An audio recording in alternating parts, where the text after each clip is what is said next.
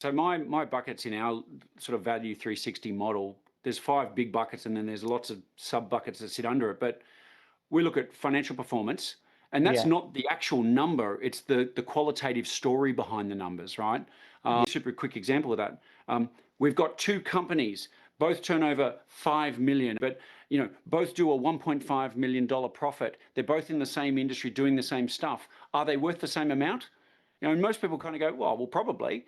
And I go, okay, well, what if I now told you that company A has just consistently grown by 10 to 15% every single year for the last 10 years. Company B has zigzagged and volatile. And last year they actually made a loss, but this year now they've made a $1.5 million profit. Do you still Yeah. think they're worth the same thing? Yeah. Right? What if I now told you that company B, by the way, their largest customer represents 62% of their entire revenue? Do you still want to pay the Yeah. same amount for that company? So it's some of this kind of intrinsic stuff that people don't necessarily put a focus on, and until it's actually too late. You go to sell, you can't change how your biggest customer is engaging in your total mix, right? So that's part of that story. So financials, we look at the growth system as another bucket. Growth system to me is pretty much everything you do that gets you all the way to a customer willing to pay you money. Yeah. Generating leads, the sales cycle, the conversions. Is it documented, systemized? Once again, I always ask people, so what's your sales process? They go, what do you mean? Like, really? What do you like? Okay, a lead comes in. I make an inquiry. What happens? Oh, well, we'll probably give you a call and have a chat and whatever. And I'm like, okay, like that's not a system. Like you can't replicate good quality here. So I guess the output or the end result to me is you have inconsistent sales, and that's a problem and a red flag.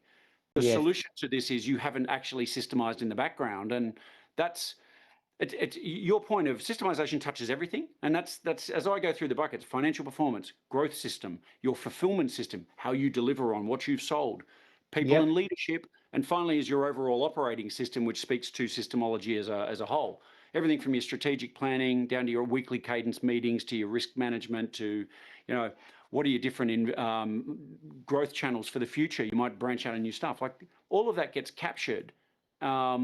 And each one of those in themselves needs to be actually systemized and documented. So, Yeah.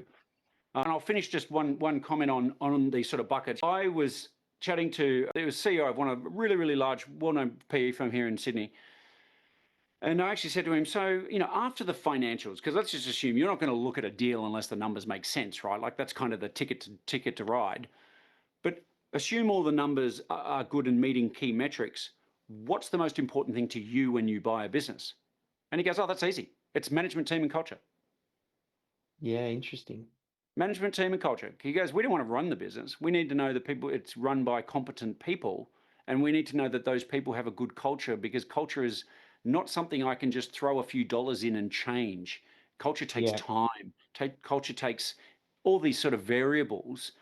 And funnily enough, I don't know about you, Dave, my simplistic, simple bloke definition of culture is kind of the way we do things around here.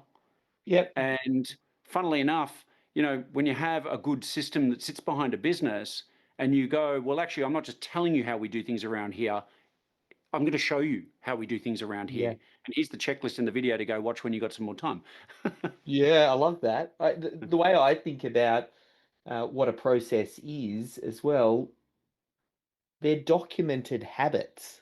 All you're really looking at doing is, well, you're brand new here. You don't know how we do things yet. Follow this documented habit until it becomes a habit. And then now that's just the way that you do things. And that is the culture. Oh, we Yeah. make sure that a customer never waits to hear from us. And as soon as that inquiry comes in, we get onto it, like that proactive attitude. So you're starting to shape and shift behavior at the system level by going, well, these are our standards that we need to uphold. Yeah. And I think when you know that that's fully baked into your culture is when you're, you know, walking the floor type thing, and it could be in a virtual meeting, whatever. But when you hear your own staff, maybe they might use different words, but actually saying to other people in the team, actually, that's not the way we do things around here. Let me show you, what the standard Yeah. is. Because, let's be honest, right? High performers don't want people who are bad actors or poor performers either hanging around. It's either pull your socks up and run at the pace of the herd, or this is not for you, right? Yeah. High performers want to work with other high performers. Um, so, I think when you do it right, your team will reinforce that culture. And that's when you've got some special sauce around a business that, as I say, you can't just throw a few bucks at it and create that. It takes Yeah. time and a whole bunch of other inputs. I think I remember that classic story of Amazon buying Zappos because of the culture. Like they were trying to figure out what is it that you're doing and how do we then take that and spread it into other parts of the business. Um, Yeah. when it comes to risks, because that sounds like a big part of what a buyer is looking to do is to reduce risk. They're looking for consistency and repeatability and because they're effectively buying that business hoping that it will continue on that same trajectory. I know a big risk or a big unknown right now is everything that's happening with AI. It's already starting to disrupt and change a lot of businesses. How do you see that influencing and impacting the way people assess value over the next few years? And is that something that's already becoming part of the conversation? Definitely is part of the conversation. Once again, come back to this core principle that a buyer is saying, if I buy your company, will it continue to generate the revenue and profits that we want out of it? And of course, there may be a question of how do we blow it up and 10x it and do all this other kind of cool growth stuff. But at its core, will this business continue on in a reliable, consistent way? And so buyers are 100% looking at businesses and saying, will AI disrupt this?